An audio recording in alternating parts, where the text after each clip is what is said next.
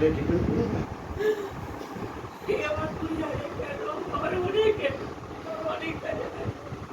খবরের জেরে সাহায্যের হাত বাড়িয়ে দিলেন আরজি করের ডাক্তার নিউরোসার্জন ডক্টর অঙ্কন মণ্ডল এবং অসংখ্য সহৃদয় ব্যক্তি। সুন্দর বাংলা নিউজে বেশ কিছুদিন আগে লক্ষণপাড়ার বিশ্বজিৎ মুখার্জি অসুস্থতার খবর সম্প্রচারিত করা হয়। আজ থেকে 1 বছর আগে বিশ্বজিৎ মুখার্জি দুর্ঘটনাবশত শয্যাশায়ী হয়ে পড়েন। বিশ্বজিৎ মুখার্জির পরিবার সর্বশান্ত হয়ে যায় ছেলের চিকিৎসার ভার সামলাতে। 70 লাখ টাকা খরচা হয়ে যায় ছেলের চিকিৎসা করাতে গিয়ে। সুন্দর বাংলা নিউজে খবরটি সম্প্রচারিত হওয়ার পর পরিবারের পাশে দাঁড়ালেন আরজি করের নিউরোসার্জন ডক্টর অঙ্কন মণ্ডল এবং অসংখ্য সহৃদয় ব্যক্তি। মুখার্জি পরিবারের পাশে এসে দাঁড়িয়েছেন। সুন্দর বাংলা নিউজে খবরটি দেখে কালনার এক সমাজসেবী সুব্রত রায় আর্থিক সাহায্য দিয়ে পরিবারটির পাশে দাঁড়ান। খবরটি দেখে আরেক সমাজ নন্দিতা মুখার্জি তিনিও পরিবারটির পাশে দাঁড়াবেন বলে আশ্বাস দেন। ডক্টর অঙ্কন মণ্ডলের কথা মতন বিশ্বজিৎ মুখার্জিকে কাল আরজিকর হাসপাতালে ভর্তি করা হয়। নিউরোসার্জন ডক্টর অঙ্কন মণ্ডল নিজে বিশ্বজিৎ মুখার্জির স্কাল্প অপারেশন করবে বলে কথা দেন। সুন্দর বাংলা নিউজ সবসময় অসহায় মানুষদের পাশে আছে এবং থাকবে। রীতা ভট্টাচার্যের রিপোর্ট, সুন্দর বাংলা নিউজ। আপনাদের এই খবরটা সুন্দর বাংলা নিউজে দেখানোর পর আপনারা কতটা সুযোগ সুবিধা পেয়েছেন? আমরা অনেক সুযোগ সুবিধা পাচ্ছি, অনেক আগিয়ে আসছে। আরজি কর কলেজে স্যার নিজেই অপারেশন করবে। আর্থিক অবস্থা আস্তে আস্তে সবাই একটু সাহায্য করছে।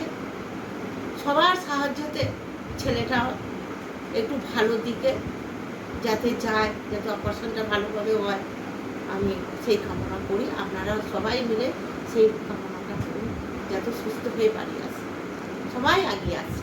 ঠিক আছে। আপনি আজকে কোথায় এসেছেন এবং কিভাবে জানতে পারলেন? এটা লক্ষণপাড়ায় বিশ্বজিৎ মুখার্জি বাড়িতে এসেছি। আগে একবার এসেছিলাম। আমি সুন্দর বাংলার খবরটা দেখার পরই আসি। আবার আগে একবার এসেছিলাম 1 বছর আগে, আবার আজকে আসলাম কিছু আর্থিক অনুদান দেওয়ার জন্য। কি দেখলেন এসে? এবং পেশেন্টটা আগের থেকে রিকভারি অনেকটাই হয়েছে।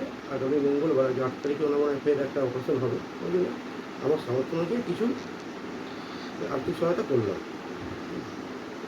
আপনি কিভাবে জানতে পারলেন যে এখানে মানে একজন অসুস্থ মানুষ আছেন এবং তার সাহায্যের দরকার?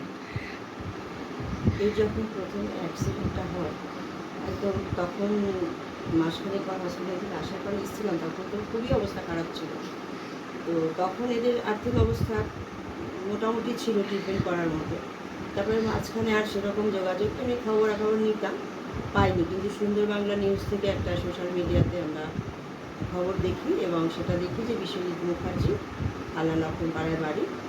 তো এরকম আর্থিক সাহায্য চেয়ে উনি একটা পোস্ট দিয়েছেন, আবেদন করেছেন। তো সেই আবেদনটা দেখে আমি তো অনেকের সাথে যোগাযোগ করি। তো শুনলাম এখানে সুব্রত রায় বাপি প্রথমেও কিছু আর্থিক অনুদান করেছিলেন এবং আজকেও কিছু করলেন। আর আমার তরফ থেকে বলতে চাই যে আমি যেহেতু সোশ্যাল ওয়ার্কে থাকি, সেই জন্য আমার একার পক্ষে যেটুকু দেবো সেটুকু হয়তো কাজে লাগবে না। আমি কয়েকজনকে আবেদন করব, যারা সামর্থ্য আছে যাদের, তারা কিছু দেবেন।